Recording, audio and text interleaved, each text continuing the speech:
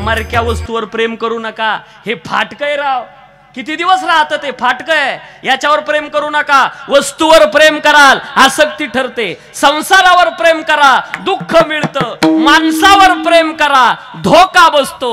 या जगात प्रेम करण्याच्या लायकीचा फक्त पंढरपूरचा पांडुरंग. प्रेमच करायचं तर त्याच्यावर करा.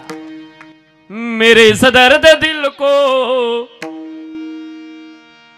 आधार चाहिए, काली कमली वाला मेरा यार चाहिए, काली कमली वाला मेरा यार चाहिए, काली कमली वाला मेरा यार चाहिए, काली कमली वाला मेरा यार चाहिए. स्वयंभू पांडुरंगाच्या या पवित्र अशा मातीत आपण बसलात. पुढच्या वर्षी कोण राहतं कोण जातं. बड़े भाव के साथ दोनों हाथ उठा के हो जाए एक बार, ताली बजाते हुए जाऊ द्या वरती हात सगळ्यांनी. त्या पाठीमागच्या मावशी तुम्हाला शेजारणीची शपथ आहे, जाऊ द्या वर. मेरे इस दर्द दिल को, मेरे इस दर्द दिल को आधार चाहिए, काली कमली वाला मेरा यार चाहिए, काली कमली वाला मेरा यार चाहिए. ओ काली कमली वाला मेरा यार चाहिए, काली कमली वाला मेरा यार चाहिए. मीनार मानो की आखिर ये इंसानों की सच्चा दरबार लगा है विधाता के महल, प्यार के बंसी वाले का हो, प्यार के बंसी वाले का इकरार चाहिए, काली कमली वाला मेरा यार चाहिए, काली कमली वाला मेरा यार चाहिए.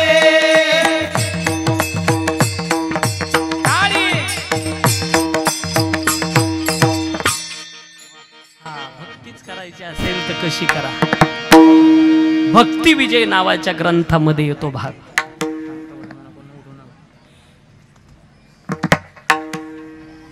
शांत बसा, उठू ना कोणी. बघू आपण पुढं. एक तर अभंगाच्या पहिल्या चरणापर्यंत तर जाऊ द्या, मनाची दृढता ठेवा तोपर्यंत. अभंगच तसा निवडलेला आहे. गेलो डोक्यातून, आता हा आलो परत. भक्ती विजय नावाच्या ग्रंथात लई गोड भावाला. दामुशेटी हाटासी गेला, लामा पाठविला राऊळा. बाजारला गेले आणि गोनाईने म्हणले, नामा 7 वर्षाचं वय नामदेवाचं. काय गाय, अरे तुझे वडील बाजारला गेले म्हणजे मग त्यांचा नियम आहे रोज देवाला नैवेद्य घेऊन जायचा. जातो की म्हणले, आई काय सुंदर काम सांगितलं. घेतलं नैवेद्याचं ताट हातात. बालवयामध्ये 7 वर्षाचं वय, लुटू लुटू लुटू लुटू लुटू निघाले. पांडुरंगाच्या समोर आले. नामदेव महाराजाला हे माहिती नव्हतं. बाबा नामदेव महाराजाला हे नव्हतं माहिती का नैवेद्य नुसता दाखवून आणायचा असतो. म्हणले वडील जर रोज आणतात हा खात असेल तर का. ठेवलं ताट, असे हात जोडले नामदेवानं. देवा पांडुरंगा खा, मस्त माल आहे. तो खायला गेला होय. नामदेव महाराजाला वाटलं याला एकट्याला खायची सवय असेल. महाद्वाराचा दरवाजा बंद केला आणि फटीतून डोकायची कसा खातो. तो कसला खायला गेला. बराच वेळ झाला. दरवाजा उघडला. पायाजवळ उभे राहिले पांडुरंगाच्या. वरती पाहिला असं, हात जोडले. पांडुरंगा का खात नाही. मला ओळखलं नाही वाटतं तू. माझे वडील नाही का तुला रोज नैवेद्य आणतात. दामू शेट्टी बाजारला गेले तर मला गोनाईने पाठवलं म्हणे जा नैवेद्य घेऊन, म्हणून आलो. देवा खा. देव नैवेद्य खाय ना. आता मात्र नामदेव महाराज निकरावर आले. देवा मी काय भलता खाणारा वाटलो का तुला? भलतं काही पिणारा वाटलो का? इतकं देखील पाप केलेलं नाही या नामदेवानं. आता मैफती महाराजांनी इतक्या गोड वया टाकल्या, ओक्साबोक्षी रडायला लागले राव 7 वर्षाच्या वयात. हे देवा, अरे तू जर जेवला नाही ना, माझी आई रागवल रे. माझी आई म्हणाल, नाम्या देव उपवाशी ठेवला वय, देव खाणार नैवेद्य. देव नैवेद्य खायना. नामदेव महाराज म्हणे, देवा आता जर नैवेद्य खाल्ला नाही, मी असा तसा भक्त नाही. हे तुझे पाय दिसतात ना, हा नाम्या इथं डोकं आपटील आणि इथंच प्राण देईल. खातो का नाही बोल. देव काहीच बोलणार, नैवेद्यही खाईना. तितक्यात डोकं आपटणार. देवानं दोन्ही खांदे धरले नामदेवाचे. नामा नामा रे असं का देवा? मग खान तुला कधीपासून सांगतोय. देखोनी नाम्याचा शुद्ध भाव प्रगट झाला देवादी देव. आलिंगन नाम्या देत मैफती महाराजांची. नाम्या, अरे काय दृढता रे तुझी. मी जेवल्याशिवाय तू मरायला तयार झाला. देवा डोकं लावू नको, खा आता. मोठं मोठं मोठं नैवेद्य खाल्ला, काम झालं. रिकामं ताट पोटावर पालथं मारलं. बालवायामध्ये काय कळतं, आणि चालले धाताडाम धाताडाम धाताडाम धाताडाम. गोनाईचं लक्ष गेलं, पाहिलं नामदेव ताट पालथं घेऊन म्हणे, हा नामा काय गाई नैवेद्य कुठे? आई देवाना खाल्ला. कोणत्या आईला खरं पटल इथं बसलेल्या? नाम्या नाम्या, अरे देव कुठं नैवेद्य खाता असतो होय? देवावर आळ घेतला, आज तुला जेवायलाच देणार नाही. नामदेव महाराज म्हणे, आता बरं आहे का आंधळी म्हातारी दोन्ही खळे उकली. तिकडं देवानं नैवेद्य खाल्ला आणि घरी आई जेवायला देत नाही. लागले रडायला. दामू शेट्टी आले आणि नामा रडताना पाहिला. गोनाईच्या जवळ गेले. ए गोनाई, माझा नामा का रडतोय? त्यानं देवावर आळ घेतला. काय म्हणला तो? म्हणे देवानं नैवेद्य खाल्ला म्हणत सुटला. दामू शेट्टीचा अंतकरण गैवरलं. रोमांच उभे राहिले अंगावर. ए गोनाई, माझा नामा खोट नाही बोलायचा ग. नामदेवाच्या जवळ आले. दामू शेट्टीनं हात जोडले. नामा, काय बाबा, माझ्या नजरेत नजर टाक, खरं सांग काय देव जेवला नाम्या? बाबा तुमची शपथ आहे, एक अक्षर खोट नाही. बाबा खरंच जेवला तो, तुम्हाला कसा पटन? नामा, आज जेवल का देव? का जेवायचं नाही? त्याला काय भूक लागणार नाही का? घे बरं नैवेद्याचं ताट. नामदेव नैवेद्याचं ताट घेतो आणि पाठोपाठ दामू शेट्टी चाललेली आहे. पांडुरंगाच्या रावळात येतात. नामदेवानं पांडुरंगाच्या पुढं ताट ठेवावं आणि विनंती करावी, देवा आज परीक्षा आहे नामदेवाची. जर तू आज जेवला नाही तर कालचा नैवेद्य मी खाल्ला असा यांचा समज येईल. कलंक राहील कायमचा या तुझ्या भक्तावर.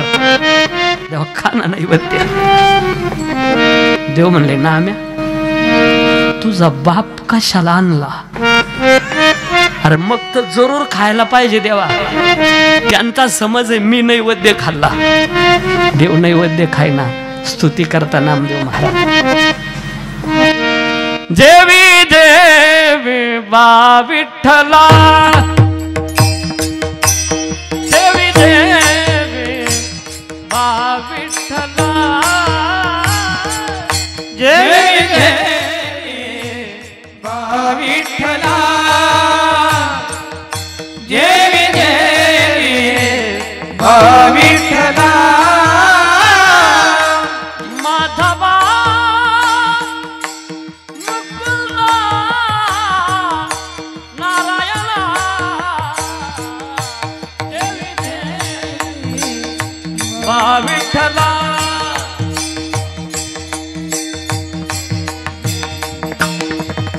हो देवाचाही भात लादवलेला आहे. विनंती केली. देव नैवेद्य खायना. नामदेव महाराज म्हणले, देवा खातो नैवेद्य का आपटू डोकं?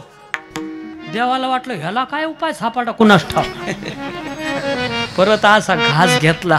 ऐका ऐका, पाषाणाची मूर्ती, तिला पाषाण समजू नका. मला वाटतं प्रमाणच आहे, पाषाण म्हणू नये. हा, आणि संत नवती जगा म्हणून पाषाण नाही. तुम्हाला जरी वाटत असेल ना, तुम्ही इथं बसले, गावात जगाचा मालक बसलेला आहे, तो तुम्हाला पाहतोय कोण काय काय करतं ते, त्याची सगळी नजर असते. असा घास घेतला असा, आणि दामू शेट्टीन पाहिलं ना, अंतकरण गैवरला. आता पळत चालले, देवाच्या चरणावर मस्तक ठेवलं, डरडा सरडून घेतलं. देवा, गुन्हेगार आहे बर का मी तुझा, उपवाशी मारलं मी तुला, 12 वर्ष उपवाशी मारलं, एकही दिवस जेव घातलं नाही. 12 वर्ष तुझं उपवाशी मारिले, आजी जेवविले नाम देवी. पण देवा जाऊ दे, माझ्या हातून नाही जेवला. पण खरं सांगू का, ज्या नामदेवाच्या हातून आज जेवला, त्या नामदेवाचा मी बाप याचा स्वाभिमानी राव. मला नैवेद्य खाल्ला, गोनाई आली, नामदेवाचा हात धरला. नाम्या काय रे, कुस पवित्र केली माझी. अरे हा जगाचा मालक तुझ्याशी बोलतो, तुझ्याशी बोलतो. एक काम कर, काय गाय, आपल्या घरी जेवायला आला पाहिजे.